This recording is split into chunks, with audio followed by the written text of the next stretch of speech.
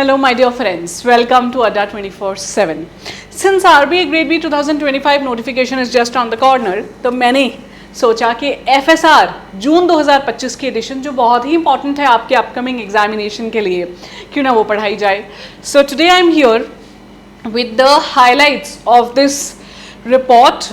Along with that हम कुछ MCQs भी करने वाले हैं जो काफ़ी ज़्यादा इंपॉर्टेंट हैं. जिस तरह के MCQs आपके पेपर में एक्चुअली पूछे जाते हैं, तो स्पेसिफिकली ये जो वीडियो है ये काम आएगी RBI ग्रेड बी एस्पिरेंट्स के लिए, लेकिन नाबार्ड में भी ये पूछा जा सकता है. तो if you are going to appear in NABARD तब भी आपके लिए यूजफुल है, नहीं तो सिर्फ नाबार्ड देना है तब भी काम आएगी. डू नॉट वरी, ठीक है. तो चलिए फिर आज का सेशन शुरू करते हैं. But before that I would like to request you guys, आप इस वीडियो को देखो, आप अच्छे से समझो जो मैं आपको यहाँ पे समझा रही हूँ. अगर आपको वीडियो अच्छी लगे, चीज़ें समझ में आए, then do subscribe to our YouTube channel. Also, do not forget to download our mobile application if you want to access the free content जो हम आप लोगों को प्रोवाइड करते हैं. बाकी आपकी मेंटोर हूँ ऋतिका, इस चैनल पर रेगुलरली आपके साथ जुड़ती हूँ, तो मेरे वीडियोस भी आपने डेफिनेटली देखे होंगे. नहीं देखे हैं तो अब देख लेना, ठीक है. चलिए फिर शुरू करते हैं. फाइनेंशियल स्टेबिलिटी रिपोर्ट, तो ये न्यूज़पेपर्स में जुलाई 1 को आया था. ये जो रिपोर्ट है फाइनेंशियल स्टेबिलिटी की, ये रिपोर्ट एक्चुअली इंटरनेशनल लेवल पे IMF रिलीज़ करता है. ग्लोबल फाइनेंशियल स्टेबिलिटी रिपोर्ट या रीजनल फाइनेंशियल स्टेबिलिटी भी कहते हैं, जो उनका एक आउटलुक आता है. लेकिन reserve bank of India being the central body of a country, being the central banking authority, financial stability report release करता है इवन फॉर आवर नेशन. ये साल में 2 बार आती है, जून एडिशन एंड दिसंबर एडिशन. तो दिसंबर वाली जनवरी में यूजुअली हम पढ़ते हैं, जून वाली जुलाई में आके पढ़ते हैं, क्योंकि एंड ऑफ द मंथ में आती है. तो अब मैं आपको हाइलाइट्स बताऊंगी इस रिपोर्ट के. इस बार जो जून वाली है, मेरे पास ये भी सवाल बहुत आता है कि मैम अब साल में 2 आई हैं तो क्या दोनों पढ़नी है पेपर के लिए? ऐसा नहीं है, पेपर जिस रिपोर्ट के आसपास हो रहा है वो पढ़नी है. तो अब आपका पेपर दिख रहा है हमें second half of the year में होता हुआ, तो जून इज रेलेवेंट. तो RBI has recently released its report जिसका नाम है financial stability report in June 2025. ये वाला एडिशन हाईलाइट करता है that India continues to be a major global growth driver. International level पे जो ग्रोथ आ रही है, इंडिया उसको ड्राइव कर रहा है. डिस्पाइट द अनसर्टनिटीज, जो जियोपॉलिटिकल टेंशंस और ग्लोबल लेवल पे जो हर्डल्स चल रहे हैं, उसके डिस्पाइट इंडिया एक अच्छा ड्राइवर बना हुआ है इंटरनेशनल ग्रोथ का. तो if we talk about FSR, तो financial stability report is published twice an year. जैसे मैंने आपको बताया, एक बार ये जून में आती है जी, और एक बार ये आती है दिसंबर में, ठीक है. It is prepared with inputs from all the financial sector regulators. सारे फाइनेंशियल सेक्टर रेगुलेटर से इनपुट्स लिए जाते हैं. फाइनेंशियल सेक्टर रेगुलेटर कौन हुए? सेबी कैपिटल मार्केट को रेगुलेट करता है, IRDAI करेगा आपके इंश्योरेंस सेक्टर को, PFRDA करेगा पेंशन सेक्टर. तो जितने भी, even ministry of finance for that matter, इनके कहीं ना कहीं इनसे इनपुट्स लिए जाते हैं. तो ये कलेक्टिव असेसमेंट है of the financial stability development council की सब कमेटी का on the both current and emerging जो रिस्क्स हो रहे हैं स्टेबिलिटी के लिए इंडिया की स्पेसिफिकली. तो इंडिया की फाइनेंशियल स्टेबिलिटी में क्या करंट रिस्क है, क्या फ्यूचर में रिस्क हो सकता है, ये सारी चीज़ें डिस्कस की जाती हैं FSR में. तो नाम से ही पता चल रहा है ना, फाइनेंशियल स्टेबिलिटी, कि ऐसा कुछ तो नहीं है जो हमें पीछे खींच सकता है, हमारी ग्रोथ को रोक सकता है. वो सारे फैक्टर्स यहाँ पे डिस्कस कर लिए जाते हैं. एंड ऑफ कोर्स इसमें इन्फ्लेशन आएगा, कितना चल रहा है, क्यों चल रहा है इतना इन्फ्लेशन, क्या ग्रोथ रेट रहने वाला है. तो ये सारे फिगर्स और नंबर्स काफ़ी इंपॉर्टेंट होंगे जो आपको यहाँ पढ़ने होंगे, इसीलिए MCQs की फॉर्म में लाई हूँ, ठीक है. तो पहले MCQ देखते हैं, उसके बाद उसकी एक्सप्लेनेशन के थ्रू रिपोर्ट कवर करवाऊंगी आपको मैं. ओके जी. तो क्वेश्चन है मेरा, according to the recently released financial stability report for June 2025, GNPA is currently, as of March 2025, is at dash percentage. GNPA होता है जी ग्रॉस नॉन परफॉर्मिंग एसेट्स, वो वाले एसेट्स जो बैंक्स ने लोन दिए थे पर वो उनको वापस में रिटर्न नहीं दे रहे हैं, ना तो इंटरेस्ट पे कर रहे हैं, ना ही पैसा वापस आ रहा है. तो GNPA अगर ज़्यादा हो जाता है बैंकिंग सेक्टर में, बैंकिंग सेक्टर कहीं बीच में फंस जाता है. Because bank is essentially an organisation जो पैसा आप उसके पास जमा करवाते हो वो आगे लोन पे देता है, और इन दोनों के बीच का इंटरेस्ट उसकी अर्निंग रहती है. अब वही फंस जाएगा, जिसको लोन दिया था वो वापस ही नहीं लौटा रहा है, तो जिसने पैसा जमा किया बैंक में उसको तो देना ही पड़ेगा. तो इनको GNPAs, इनको नॉन परफॉर्मिंग एसेट्स कहा जाता है. 2.3%, 3.2%, 2.8, 3.6 या 2.5. तो इस रिपोर्ट के अकॉर्डिंग्स में नंबर है 2.3%। याद करना पड़ेगा आपको, मेरे जितने एमसीक्यू हैं याद करने पड़ेंगे।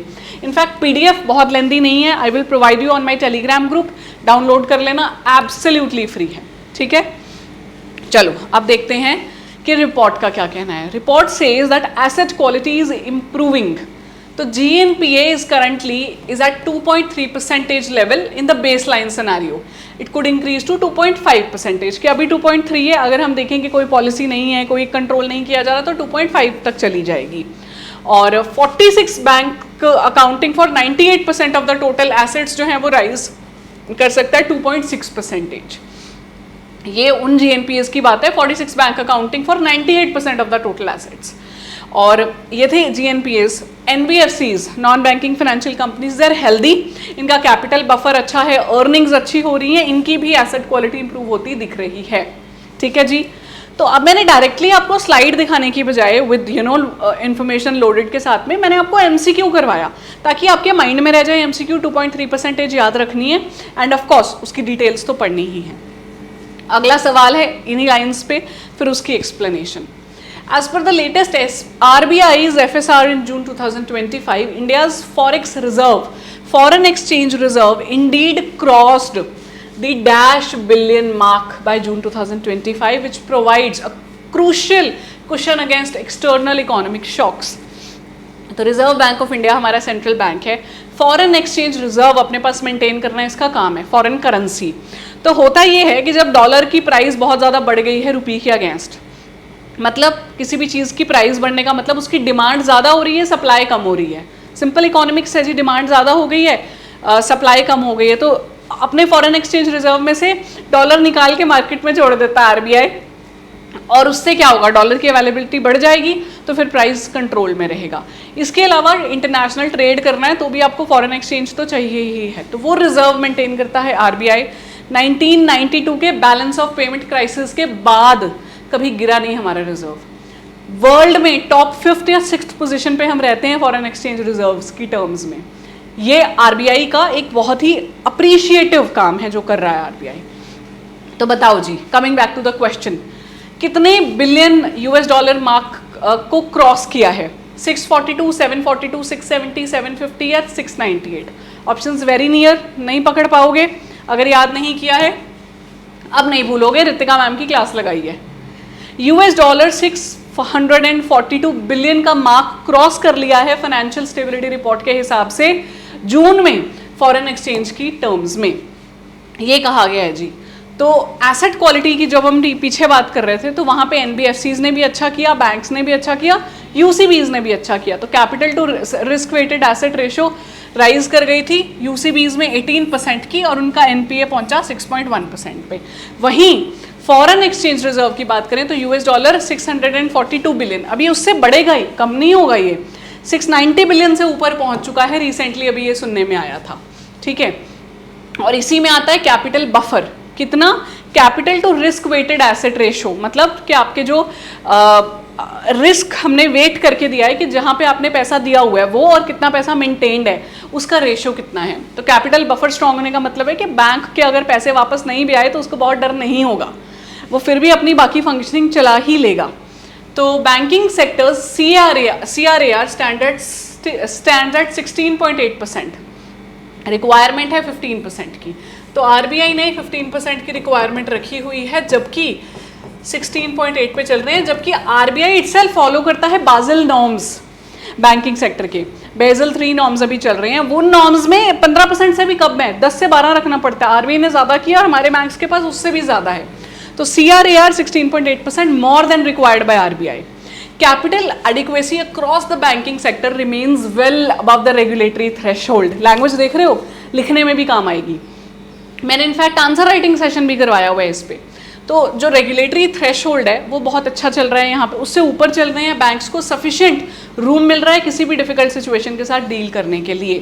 तो इवन अगर स्ट्रेस टेस्ट कंडीशन की थी, जो फाइनेंशियल स्टेबिलिटी का मतलब यही है कि अगर स्ट्रेस आ जाए, अभी तो ये ठीक है, अगर काफ़ी ज़्यादा स्ट्रेस आ जाए तब कितनी होगी बैंक की रेशो, कि लोन्स नहीं आ रहे हैं वापस, NPAs बढ़ते जा रहे हैं, रिस्क हाई हो चुका है, तब भी कंफर्टेबली हाई रहेगी। तो यही तो फाइनेंशियल स्टेबिलिटी का काम है कि ये देखना कि अगर हम स्ट्रेस टेस्ट करें कि स्ट्रेस सिचुएशन में कैसे आप काम करोगे, या फिर बेसलाइन सिनेरियो कि अगर कोई करंट पॉलिसी छोड़ दें हम कि वो नहीं इंप्लीमेंट करते तब क्या करोगे। तो ये सब आपको इस रिपोर्ट में मिलता है। जो स्लाइड आपने देखी है कि एनबीएफसी कितना चल रहा है, एसेट क्वालिटी कैसी चल रही है, एनपीएज, कैपिटल बफर्स कितने हैं, फॉरेन एक्सचेंज रिजर्व कितना मेंटेन किया है, ये सब याद रखने की चीज़ें हैं। इसीलिए सेशन को लेंदी ना बना के टू द पॉइंट रटने वाला बना के लाई हूँ आपके लिए, ठीक है। चलो, another question, World Bank has maintained its forecast at dash for the fiscal year 2026 while the RBI projects India's GDP growth for 2025-26 at dash। तो इसी रिपोर्ट में कहा जाता है कि अकॉर्डिंग टू वर्ल्ड बैंक हमारा ग्रोथ इतना चलने वाला है GDP, on the other hand RBI के हिसाब से इतना चलने वाला है। तो दोनों बताने हैं आपने, डबल ब्लैंक क्वेश्चंस। तो ये सारे सवाल फेज 1 के लिए भी रेलेवेंट है आपके, ठीक है, नॉट ओनली फेज 2, फेज 1 में भी आएंगे ये सवाल। तो 6.3, 6.5, 3.2, 3.5, 6.5, 6.3, 3.5, 3.2, 2.5, 4.6, तो इतने पास के ऑप्शंस हैं। मैं आपको बता देती हूँ कि रिजर्व बैंक ऑफ इंडिया का कहना है कि हमारी ग्रोथ हमने देखी है 6.5% की एस्टिमेशन, वर्ल्ड बैंक ने 6.3 कहा था। तो इन्होंने ये नहीं कहा आरबीआई ने कि देखो हम उनसे ज़्यादा कह रहे हैं, दे आर सेइंग कि 6.3 तक तो वर्ल्ड बैंक ही एस्टिमेट कर रहा है, तो हम तो वर्ल्ड बैंक से ज़्यादा अच्छा अपने पास डेटा रखते हैं नेशनल लेवल का, वर्ल्ड बैंक के पास तो इंटरनेशनल डेटा है, तो हमारे पास तो ज़्यादा अच्छा डेटा है और ज़्यादा लेटेस्ट है। तो उस बेसिस पे हम कह सकते हैं कि 6.5% हमारी ग्रोथ रेट रहने वाली है, which is really good. Basically GDP की बात होती है यहाँ पे, रियल जीडीपी ग्रोथ। और इंटरनेशनल लेवल पे कंट्रीज 1%, 2%, 3 पे तक पहुँची हुई हैं, और हम देखो कहाँ चल रही हैं। तो ये याद करना पड़ेगा, पेपर में डायरेक्टली क्वेश्चन आता है, एज पर आरबीआईज एफएसआर कितना फॉरकास्ट है ग्रोथ का, ओईसीडी ने कितना कहा है, मॉर्गन स्टैनली ने कितना कहा है, सारे यहाँ लिखे हुए हैं। तो मॉर्गन स्टैनली ने फॉरकास्ट कहा था हमारा 5.9% 2025 में, 6.4% 2026 में। तो 25-26 में ना 6-ish ही रेंज चलने वाली है। ओईसीडी ने कहा 25-26 में 6.3% और 26-27 में 6.4%। तो सारी G20 नेशंस में इंडिया लीड कर रहा है ओईसीडी के अकॉर्डेंस में भी। तो देख रहे हो OECD 6.4%, Morgan Stanley, world bank ने क्या कहा 6.3%। तो आरबीआई कहता जी हम तो 6.5 पे चल रहे हैं। तो 6.345 यही नंबर चल रहा है इकोनॉमिक ग्रोथ आउटलुक, जो एक स्पेशल चैप्टर होता है इस पर्टिकुलर रिपोर्ट में। आरबीआई रिपोर्ट में चैप्टर्स हैं ये सारे, जो मैं आपको स्लाइड्स की फॉर्म में करा रही हूँ। नाउ वाई दिस ग्रोथ, इतनी ग्रोथ आ कहाँ से रही है? It is majorly on the domestic demand front. मतलब हमारी कंट्री में ही डिमांड इतनी दिख रही है कि डिमांड की वजह से प्रोडक्शन हो रही है, प्रोडक्शन की वजह से ग्रोथ आ रही है। तो डोमेस्टिक डिमांड फ्रंट अच्छा चल रहा है। On this front financial system remain stable, healthy balance sheets हैं बैंक्स की भी, एनबीएफआईज की भी। हेल्दी बैलेंस शीट होने का मतलब क्या है कि जितना पैसा आ रहा है जितना पैसा जा रहा है उनके बीच में बैलेंस सही चल रहा है। ऐसा नहीं है कि पैसा आया बहुत है दिया नहीं है, या दिया है तो वापस नहीं आया, ऐसा कुछ बैलेंस शीट में इशू नहीं चल रहा है। हेल्दी शीट्स हैं और ग्रोथ भी अच्छी चल रही है। यानी banks will not be afraid of lending, देंगे खुशी खुशी बैंक्स पैसा देंगे क्योंकि उनको रिटर्न मिल रहा है वहाँ से। तो इंडियन इकोनॉमी रिमेन्स अ की driver of global growth on the back of sound macro economic fundamentals, कि हमारी नेशनल लेवल पे जो पॉलिसीज़ लगाई जा रही हैं दे आर वेरी प्रूडेंट, बहुत सोची समझी, रिजल्ट ओरिएंटेड हमारी जो इम्प्लीमेंट हो रही हैं पॉलिसीज़, उन्हीं का रिजल्ट है कि इंडिया बहुत अच्छा ग्रो कर रहा है। और आज इंडिया ग्लोबल ग्रोथ का ड्राइवर इसलिए माना जा रहा है because India is a developing nation. इतनी जनता है जो हमारी, वो भी यूथ, वो काम कर रही है, प्रोडक्शन करके हम दे रहे हैं और इंटरनेशनल लेवल पे दूसरी कंट्रीज़ में एज अ लेबर भी जा रहे हैं। तो overall we are driving the global growth as well. India जैसी नेशन में अगर ग्रोथ बैठ गई ना, पूरे वर्ल्ड में ग्रोथ बैठ सकती है, क्योंकि एवरेज निकालते हैं ना पूरे वर्ल्ड का, या एशियन रीजन का एवरेज निकालेंगे ना, तो एक बेहेमौत है चाइना, दूसरा है इंडिया, ठीक है। ऑल्दो इनमें कंपैरिजन नहीं कर सकते, हम चाइना से पीछे चलते हैं। चाइना की इकोनॉमी पहले ही बहुत बड़ी हो चुकी है, बट स्टिल इंडिया का अपना बहुत इंपॉर्टेंट रोल है। गाइज आई होप आपको ये चीज़ें समझ में आ रही हैं, क्योंकि I am trying to make you understand the things which are important from the exam point of view in the language that you can relate with. क्योंकि मैं नहीं चाहती कि फाइनेंस करंट अफेयर्स है या फाइनेंस की रिपोर्ट है तो बड़ी टेक्निकल लगे आपको। ये पेपर में डेफिनेटली आएगी, आंसर राइटिंग तक आ चुकी है फाइनेंशियल स्टेबिलिटी रिपोर्ट या जो एनुअल रिपोर्ट होती है आरबीआई इस पे, तो पढ़ना पड़ेगा ये। और एमसीक्यूज तो एनी हाउ फेज 1 फेज 2 दोनों में आनी है। मैंने अपनी तरफ से एजेंडा स्टार्ट कर दिया है, जैसे ही मुझे सुनने में आया है नोटिफिकेशन आने वाली है, मैंने आप लोगों को अच्छी वीडियोस, अच्छा कंटेंट देना स्टार्ट कर दिया है, जो मैं पहले भी देती थी। अब मैंने फ्रीक्वेंसी बढ़ा दी है। अब now it is on you कि आप उसे कितना ज़्यादा कैच कर सकते हो, कितना ज़्यादा होल्ड करके रख सकते हो अपने पास में, यह आपके ऊपर है। ठीक है, तो एंड में बताऊंगी, पीडीएफ ले लेना, कहाँ से मिलेगी वो भी एंड में ही बताऊंगी, क्योंकि जो यहाँ तक नहीं पहुँचा वीडियो के उसको पीडीएफ तो चाहिए ही नहीं थी। चलिए फिर इकोनॉमिक ग्रोथ आउटलुक में अगली बात करते हैं। तो कुछ डाउनसाइड रिस्क भी दिखा रहे हैं जिन वजह से थोड़ा पीछे जा सकती है हमारी ग्रोथ भी। प्रोट्रैक्टेड जियोपॉलिटिकल टेंशंस, जो कंट्रीज़ के बीच में टेंशंस चल रही हैं काफ़ी कंट्रीज़ के बीच में, ईरान है आपका, और हम मतलब मल्टीपल नेशंस, हम पहले रशिया चल रहा था, यूक्रेन चल रहा था, ऐसे मल्टीपल नेशंस के बीच में हमें कहीं ना कहीं दिख रहा है कुछ कुछ होता हुआ, इसराइल हो गया। तो वो टेंशंस की वजह से कहीं ना कहीं ट्रेड इम्पैक्ट होता है, ट्रेड डिसरप्शंस आ रही हैं, ट्रंप टैरिफ लगाते जा रही हैं इतने सारे, और वेदर रिलेटेड अनसर्टनिटी, बारिश शुरू होती है, बारिश नहीं रुकती, सूखा पड़ता है, सूखा पड़ता रहता है, ठंड पड़ती है, सब कुछ अनसर्टन चल रहा है। ठीक है, ऑल्सो एक चीज़ हाईलाइट की गई है कि जो हमारे नॉन परफॉर्मिंग लोन्स हैं, दे आर मल्टी डेकेडल लो, पिछले कई दशकों में पहली बार इतने लो पे आए हैं, और इकोनॉमी हमारी वेल पोजिशन्ड दिख रही है टैरिफ इंड्यूस्ड शॉक्स को बियर करने के लिए, कि जो हम पे टैरिफ लगाए जा रहे हैं। यूएसए इंडिया का सबसे बड़ा ट्रेडिंग पार्टनर है, इतने टैरिफ आप इंडिया पे लगा दोगे तो क्या इंडिया को शॉक नहीं लगेगा? वो कह रहे हैं लगेगा, लेकिन हम हैंडल करेंगे उसको भी। हम और जा रहे हैं, मोदी जी और जगहों पे मिलने के लिए भी मिलकर आए हैं, उनसे मिलेंगे। प्लस हम अब डोमेस्टिक फ्रंट पे इतना स्ट्रॉन्ग फील कर रहे हैं कि हमारे यहाँ पे भी लोग कमा रहे हैं, वो डिमांड कर रहे हैं, हमारे लोन्स नॉन परफॉर्मिंग बहुत कम हो चुकी हैं, और पोजीशन हमारी बहुत बढ़िया है लीड करने के लिए। ठीक है जी, ये था इकोनॉमिक ग्रोथ का आउटलुक। अब आते हैं महंगाई दर पे। इन्फ्लेशन को हमारी कंट्री में सीपीआई के थ्रू मेजर किया जाता है, CPI combined consumer price index inflation, जिसको रिटेल इन्फ्लेशन भी कहते हैं। तो अगर रिटेल इन्फ्लेशन आ जाए ना पेपर में, तो ये मत कहना कि रितिका मैम तो सीपीआई पढ़ा रही थी, यहाँ तो रिटेल पूछ लिया, एक ही बात होती है।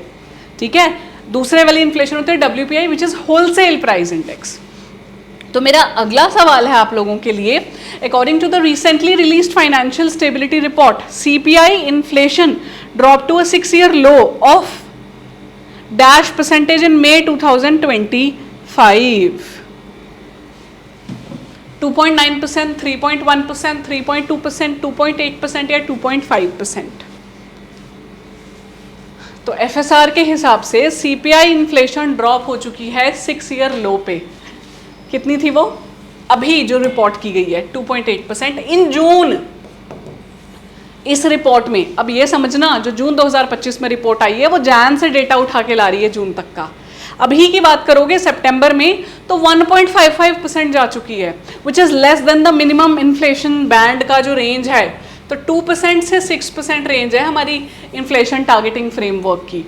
बेसिकली 4% है, प्लस माइनस 2% कहा जाता है इसे। तो मिनिमम 2% होना चाहिए, मैक्सिमम 6% होना चाहिए। 1.55 पहुंच चुके हैं हम करंटली। पर अगर पेपर में लिखा है specifically as per the financial stability report of RBI, CPI कितना ड्रॉप हो चुका है, तो आप 2.8 मार्क करेंगे। अगर आरबीआई का एफएसआर नहीं लिखा होगा तो फिर जो करंट चल रहा होगा वो बताएंगे हम। ठीक है, वैसे यूजुअली दे आस्क किसके हिसाब से, बिकॉज ये बदलती रहती है इन्फ्लेशन, इसलिए। तो CPI which is consumer price index slash retail inflation, इसने एक डिक्लाइन दिखाया है, multi year low of 2.82% in May 2025। Feb 2019 से अब तक का लोएस्ट। फेब 2019 कोविड से पहले की बात है। तो हम अब जाके कोविड लेवल पे पहुंचे हैं इन्फ्लेशन की टर्म्स में। इतने साल लगे हमें उसे बीट करने में, और यही सोचो कोविड ना आया होता हमारी इकोनॉमी कितनी आगे चली गई होती। बहुत साल पीछे खींचा है कोविड ने हमें। Although our country has handled it really well, चाहे वो लोगों का जोश हो या सरकार की तरफ से हो, जो कॉन्ट्रीब्यूशंस, पर काफ़ी पीछे खींचा गया है हमारी कंट्री को। लेट्स होप हम बहुत, आप जैसे बच्चे, मुझ जैसे हम लोग की वजह से हमारी कंट्री आगे बढ़े। ठीक है, आप लोग तो आरबीआई में सर्व करेंगे, ये चीज़ें बेहतर समझ पाएंगे। So yes, coming back here, so it is below 3% until June 2025. आगे भी ये चलती दिख रही है हमें, अब तो और नीचे चली गई है। तो बेसिकली हुआ क्या कि हमारी रिटेल इन्फ्लेशन कम हो गई है। 2% तक आना अच्छी बात होती है, पर 2 से नीचे चले जाना बहुत अच्छी बात नहीं है, मतलब डिमांड कम हो रही है। तो आरबीआई भी इस एंड पे काम कर रहा है अपनी, किसके through? RBI monetary policy committee भी लीड करता है, पता है ना आपको। तो मॉनेटरी पॉलिसी कमेटी में अब देखेंगे ये कि क्या देखना है, इंटरेस्ट रेट बढ़ाना है या कम करना है। तो outlook for food inflation, food बड़ा इंपॉर्टेंट पार्ट है सीपीआई का। It appears positive, driven by easing prices, और क्रॉप प्रोडक्शन भी बहुत अच्छी हो रही है। तो लाइकली अबव मॉनसून चल ही रहा है, रुकने का नाम नहीं ले रहा है मॉनसून, तो उस वजह से एग्रीकल्चर को फायदा होता दिख रहा है। आरबीआई ने रिवाइज कर दिया है सीपीआई इन्फ्लेशन फॉर 2025-26 डाउनवर्ड्स। कहते हैं इन्होंने 2025-26 फाइनेंशियल ईयर 26 पूरे साल के लिए 4% प्रोजेक्शन की थी अपनी। आरबीआई कह रहा है ये 3.7% अब हम डाउनग्रेड कर रहे हैं, और हो सकता है अगली एडिशन जो रिपोर्ट आए और नीचे कर दें इसको, ठीक है। तो सीपीआई इन्फ्लेशन जो क्वार्टर वाइज बताई थी 2026 के लिए, एफवाई का मतलब है जो अप्रैल 2025 से शुरू होता है जी, और मार्च 2026 तक चलता है। उसमें पहले क्वार्टर में 2.9 कही थी, फिर 3.4, फिर 3.9 और 4.4 ये कही गई है। ये डाउनग्रेड करनी पड़ेगी इनको, दिख रहा है हमें कम होती दिख रही है। क्या ये नंबर्स मैम मुझे याद करने हैं? क्वार्टर वाइज नहीं भी करोगे चलेगा। अभी कितनी बताई है इन्होंने? 2 पॉइंट समथिंग, वो याद कर लो, 2.8 के अराउंड बोली है। और ओवरऑल एवरेज कितना बोला है? 3.7% का, ये याद कर लो, इतना तो करना पड़ेगा, ठीक है। यहाँ पे मेजर चीज़ें एंड होती हैं, लेकिन कुछ पोटेंशियल रिस्क एंड चैलेंजेस भी बताए हैं कि क्या फाइनेंशियल स्टेबिलिटी को ख़राब कर सकते हैं। उनको भी एक बार हम गो थ्रू कर लेते हैं quickly before I and the session. I am hoping आपको सेशन अच्छा लगा, ठीक है। आई रियली होप दैट। अगर लगा तो मेरे साथ रेगुलरली जुड़ना, पीडीएफ डाउनलोड करना आप ही के काम आएगी। और मैं जाते हुए एक होमवर्क दे के जाऊँगी जो आपका फ्लेक्सिबल इन्फ्लेशन टारगेटिंग फ्रेमवर्क है उसके बारे में, ठीक है। तो वो मुझे कमेंट करके बताना। तो पोटेंशियल चैलेंजेस में सबसे पहले ग्लोबल मैक्रो फाइनेंशियल रिस्क। तो इमर्जिंग मार्केट्स जो है वो फेस कर रही हैं risk from global trade tension. हम तो डेवलपिंग हो गए, हमसे पीछे जो इकोनॉमीज अभी इमर्ज कर रही हैं, ग्लोबल ट्रेड टेंशन उनको सफ़र कराएगा। जियोपॉलिटिकल कॉन्फ्लिक्ट्स, पब्लिक डेट, जो सरकारें लोन लेती हैं उसे पब्लिक डेट कहते हैं, और एडवांस्ड इकोनॉमी से स्पिल ओवर जाएगा। मतलब एडवांस्ड इकोनॉमी में महंगाई आ रही है, वो ट्रेड महंगा कर रहे हैं तो बाकियों तक भी जाएगा। Over valued global asset prices और कैपिटल इनफ्लो का कम हो जाना, कि रोक लगा दी ना, कैपिटल फ्लोज बाहर नहीं जाएंगे, अपनी ही कंट्री में रखो।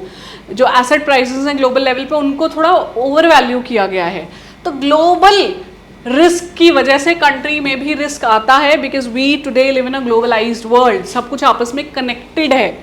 तो उसकी वजह से कहीं अमेरिका में कुछ इशू होगा, हम पे इम्पैक्ट पड़ेगा।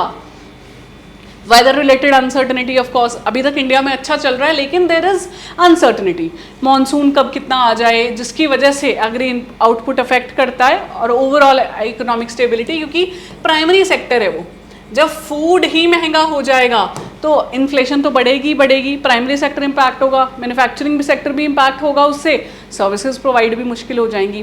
तो शुरू प्राइमरी सेक्टर में ही दिक्कत आ गई मॉनसून की वजह से, तो दिक्कत आएगी ओवरऑल भी।